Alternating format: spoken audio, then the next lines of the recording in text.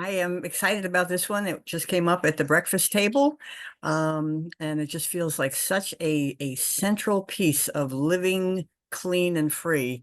And it is finding that thing that you would rather die than do. What is that inside yourself that is so counter to the identity that you have chosen or I have chosen that I would, oh my God, I don't want to do that. And I have been facing that myself in attempting to create things to sell, products to sell related to my turning my mess into a message, my pain to purpose uh, class is coming up shortly, and I'm going to do that for free. And then afterwards, I'm going to have an offer, and all of that stuff just challenges me. I'd rather die than have people think I'm a money grubbing, all about the money, which is completely contrary to the message that we're sharing here. That we've got something that is about you being worthy and about you growing into your mission, which is God's purpose, which is part of the plan, which you cannot do unless you are really clear that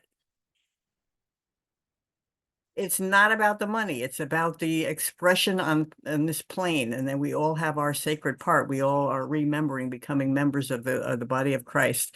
So it's imperative that we do this thing that I would rather die than do. Another rather die than do is to be harmful to people in some way that I feel like I'm creating pain. I am now taking a Japanese martial art a couple of times a week with somebody in the village.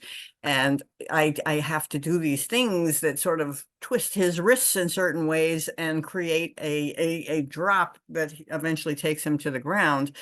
I felt like throwing up. I'm slowly, after 8 months, getting to the point where this could be fun. I mean, he gets right up. His wrist is okay. It's not the end of the world, but feeling like I'm the creator of some discomfort in someone is so hard for me, whether that's physically in that case or emotionally, really hard, which means that sometimes if I see something in somebody's behavior and, they're willing to hear it, I might not say it, which is actually cheating them from an opportunity to see something that could liberate them. So these are two things I'd rather die. Somebody in the village is now, having to face her fear of humiliation, particularly around how she shows up physically, and she's taken a challenge that's unbelievable.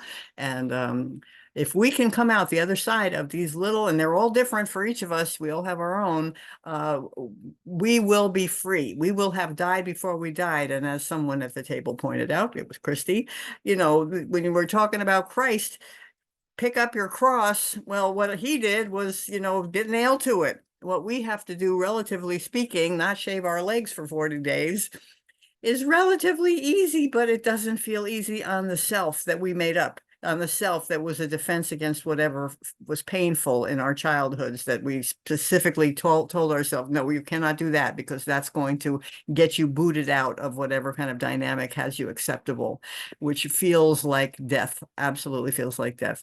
So I'd rather die.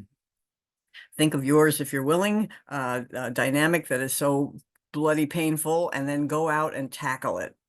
That's my wonderful distinction. Thank you. Bye.